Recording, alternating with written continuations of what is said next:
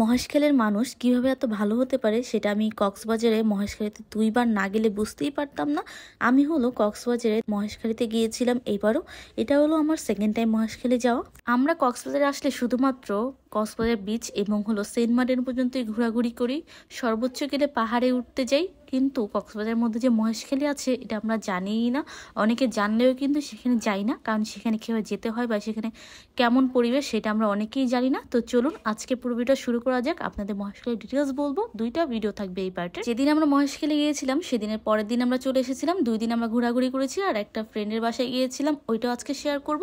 তো চলুন মহেশখালী কীভাবে আসবেন এটা আগে বলে নেওয়া যাক।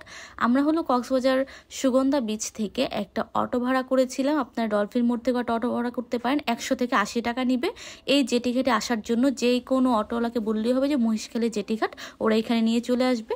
এখানে হলো আপনার চাইলে স্পিড বোট দিয়ে আসতে পারেন, আবার চাইলে ট্রলারে করে আসতে পারেন। ট্রলারের ভাড়া পড়বে জনপ্রতি 50 টাকা এবং স্পিড বোটের ভাড়া পড়বে জনপ্রতি 90 টাকা করে। আমরা স্পিড বোট দিয়ে এসেছি, যেহেতু স্পিড বোটে অনেক তাড়াতাড়ি আসা যায়, আমাদের 15 থেকে 20 মিনিট লেগেছে।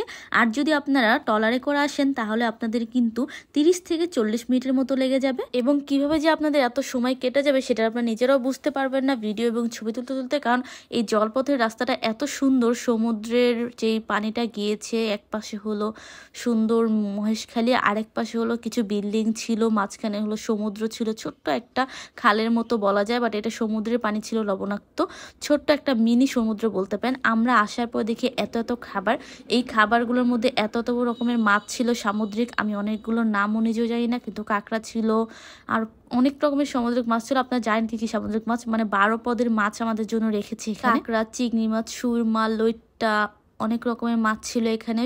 আর হলো বেগুন ভর্তা ছিল, মুরগি ছিল, আর হলো গরুর মাংস ছিল। এইটা হলো ওনাদের বাসা ছিল। আমরা প্রথমেই চলে এসেছি বাসায় এবং আমরা এসে দুপুরের লাঞ্চটা করে নিয়েছি।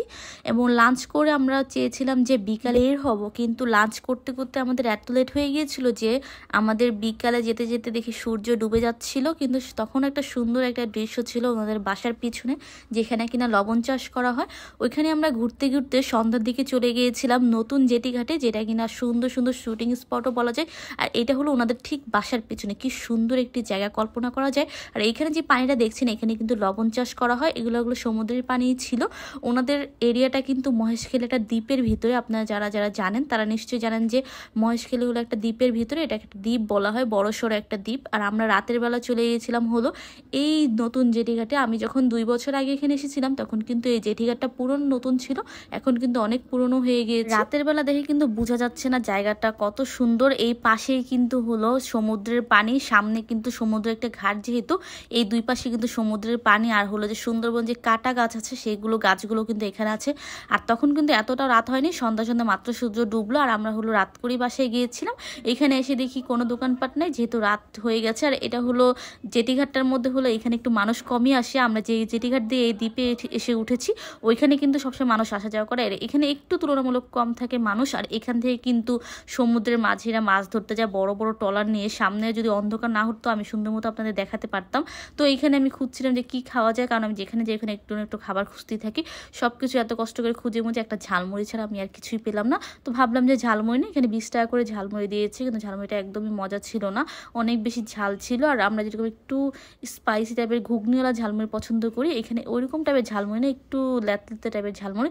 এরপর আমরা বিকালে চলে আসলাম যে ফ্রেন্ডের যে মামার বাসায়, ওনার বাসায় আমাদের ইনভাইট করছে যে বিকালে একটু গল্প করার জন্য। তো আমরা এখানে আসলাম গল্প করার জন্য।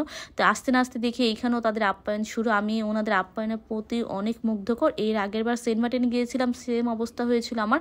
এবার হলো মহেশখালীতে এসে আমার সেম এক্সপিরিয়েন্স হয়েছে। এরপর আমরা পরের দিন সকালে হলো নাস্তা করছি, যাব ঘুরতে। তো আমরা পুডিং খেলাম, হালিম দিল, পিঠা দিল, আইসক্রিম, চা, অনেক কিছু দিল। আমরা পরের দিন কিন্তু সুন্দর একটা জায়গায় গিয়েছিলাম, জায়গার নামটা আপনারা কে কে চিনতে পেরেছেন আমাকে অবশ্যই জানাবেন। আমি পরের ভিডিওতে এই জায়গার ডিটেলসটা বলে দেবে। এত সুন্দর একটি জায়গা মহেশখালীতে আছে, আমি দেখে পুরো কল্পনার বাইরে চলে গিয়েছি। অ্যান্ড মহেশখালীর মধ্যে কিন্তু আরও অনেক জায়গা আছে যেটা কিন্তু আমি আগের বছর যেহেতু গিয়েছি সেহেতু আমার কাছে টাইম কম ছিল, আর এখানে আমি আসিনি, তাই আমি এইখানে এবারে আসছি।